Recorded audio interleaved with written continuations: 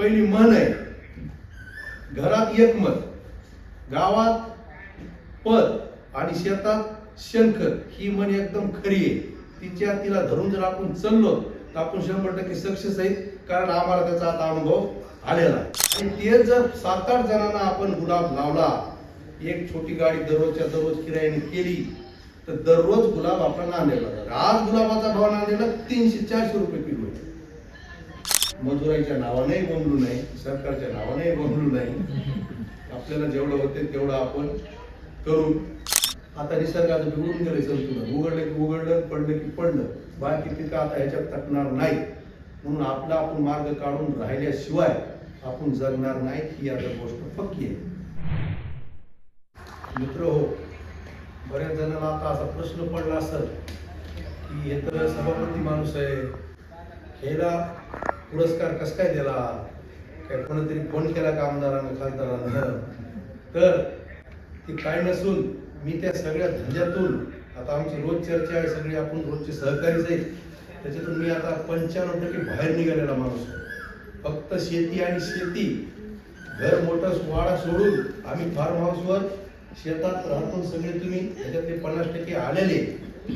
दुसरा मुद्दा आहे, ह्याच्या अगोदर सुद्धा आम्ही खूप प्रयोग शेतीत केले, अनेक प्रयोग केले, पण आम्ही शेतात नसल्यामुळे ते प्रयोग फेल गेले.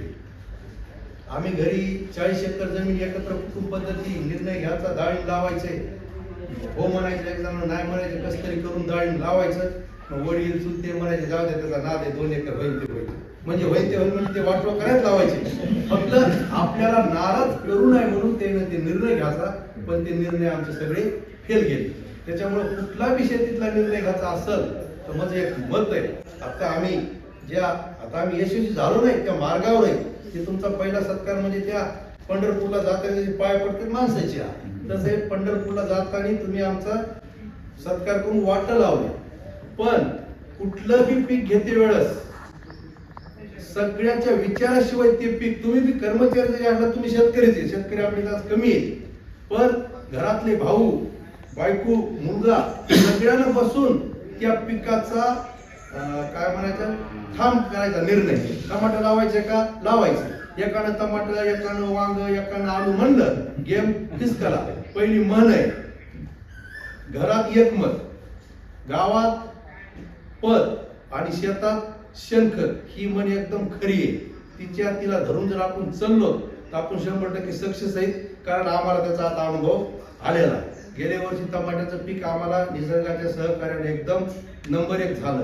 आणि सगळ्या शेतकऱ्यांना मी आता एक सूचना करतो, तुम्ही आम्ही सगळे आपण बघायला ह्या 2 महिन्यात एकही पदार्थ शेतकऱ्याच्या ज्वारीशिवाय, तुरीच्या डाळीशिवाय, हरभऱ्याच्या डाळीशिवाय बिगर भेसळीचा देशात नाही. खतामध्ये किती भेसळ आहे की पत्ता नाही. औषधातली भेसळ फक्त आपल्याला अटॅक कमी झालाय म्हणून लक्षात येते. आता आपल्याला कापसावर आपल्याला बोंडअळी पडली, आपण फवारलं, बोंडअळी कमी झालेली आपल्या डोळ्यानं बघतो, म्हणून त्या औषधावर आपला थोडा भरवसा आहे. खतावरला भरवसा 100% उडाला, म्हणून त्या कंपनीच्या नादाला लागणं नको, तुम्हालाही त्रास देणं नको.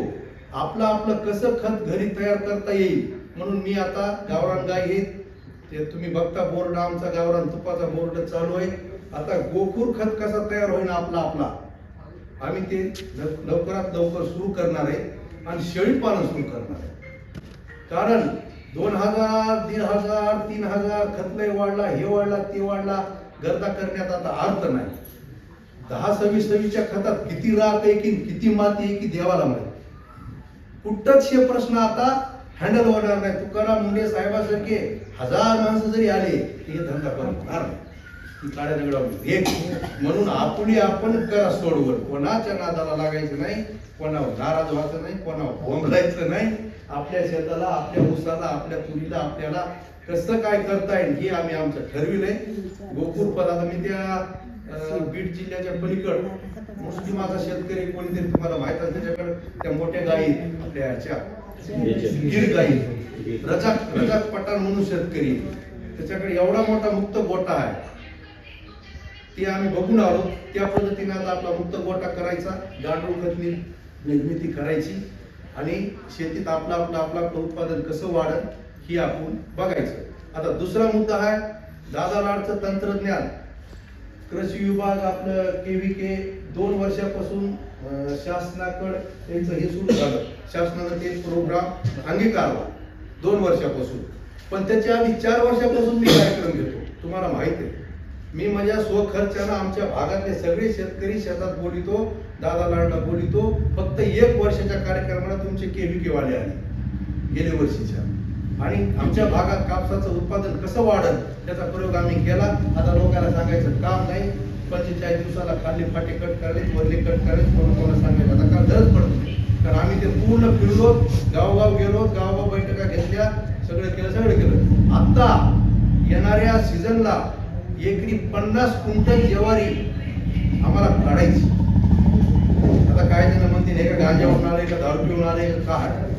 50 क्विंटल ज्वारी आम्ही काढणार म्हणजे काढणार. दादा लाडचं म्हणणं आहे 50 क्विंटलचे आम्ही माग लागलो 25 क्विंटल होईल, 30 क्विंटल होईल, 35 क्विंटल होईल. कारण शिक्रापूरच्या जवळ एका शेतकऱ्याकडे आम्ही ज्वारी बघून आलो, त्याला 32 क्विंटल एकरी ज्वारी झाली. 3x1 वर 32 क्विंटल.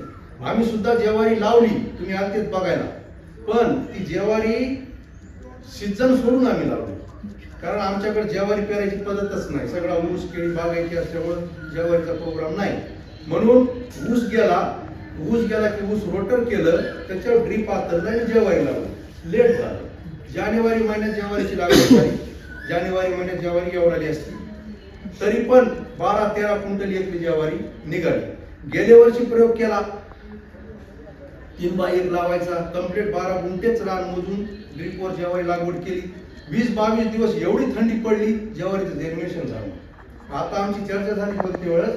आता ह्या वर्षी पुनर्लागवड ज्वारी जमती कमी बघणार. ड्रीपवर तिथं लागवड करणार आणि रोपं तयार करणार नर्सरी ज्वारीची.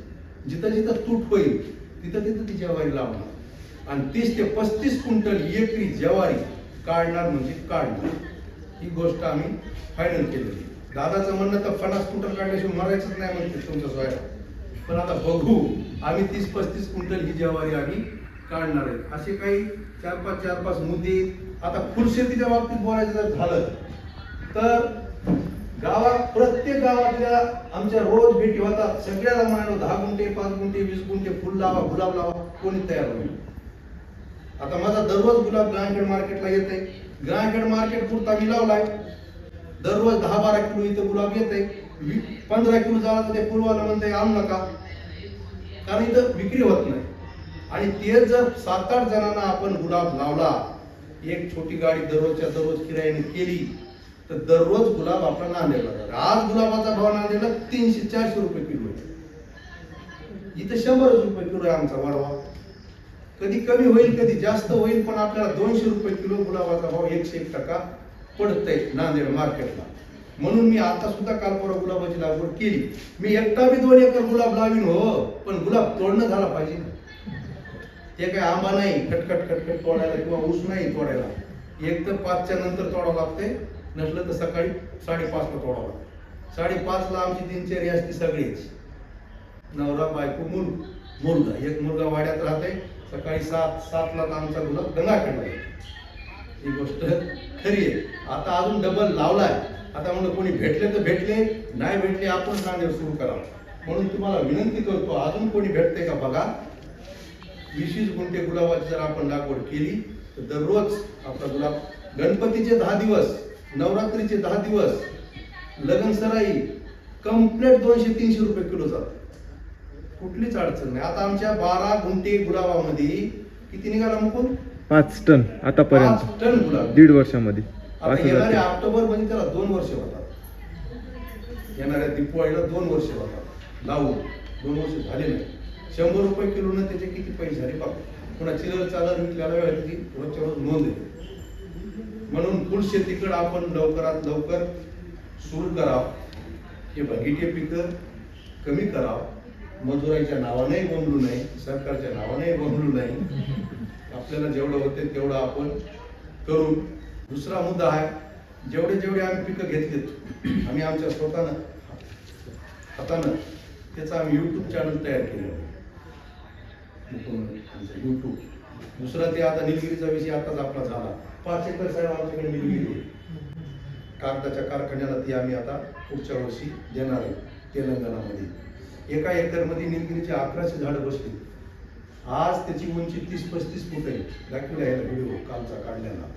पुढच्या वर्षी 2 जूनला त्याला 2 वर्ष होतात आणि त्याच्यानंतर दीपवाळीला त्याला 2.5 वर्ष होतात. 5,500 रुपये ते टन आहे. आमच्या हिशेबानं ते लाकूड 2.5 वर्षात 1.5 क्विंटल तरी होईल असा अंदाज आहे. 1.5 क्विंटल झालं तर ते 800 रुपयाचं एक होतं एक झाड. 1100 झाडं आहेत. 1000 झाडं आपण पकडायचे 800 रुपये प्रमाणे, एकरी 8 लाख रुपये त्याचे होतात. हे गणित एकदम पक्क आहे. पाऊस 15 दिवस लांबू द्या किंवा एक सारखा पडू द्या. आता निसर्गाचं बिघडून गेलं संतुलन. उघडलं की उघडलं, पडलं की पडलं. बाकी पिकं आता ह्याच्यात तटणार नाही. म्हणून आपला आपण मार्ग काढून राहिल्याशिवाय आपण जगणार नाही ही आता गोष्ट पक्की आहे. त्याला डुकर खाणार नाही, कोणी तोडून नेणार नाही. म्हणून आता मी पुढच्या वर्षी ऊस मोडून या रोडच्या शेतात सुद्धा 5 एकर निलगिरी किंवा सुबाबूळ लावणार आहे. आपण जर शिवणखेडला कधी गेलात ते इंजेक्शन घ्यायला जात ते आपलं त्या कवळाचं, त्याच्या समोर 30 एकर निलगिरी आहे, सुबाबूळ आहे. यलम समाजाचा आमचा मित्र आहे, 30 एकर आहे. त्याने गेलेल्या येळानुसार आम्हाला गोडीला सगळं राहिलं. एवढी भारी जमीन आहे त्या शिवणखेडची आपल्या खाल्ल्या जमिनीमध्ये. तर तिथं त्याने एवढी ह्याच्या अगोदर 1-2 वेळेस त्यानं त्याची विक्री केली. म्हणून आपण सुद्धा फुलशेती, वनशेती ह्याच्यात डोकं घाला. तुम्ही बी सगळे एकदा येऊन बघा. आम्हाला बी काही चुका भुला असल्या तर आम्हाला मार्गदर्शन करा. एवढं बोलतो. आमचा सत्कार केला सर्वांचं.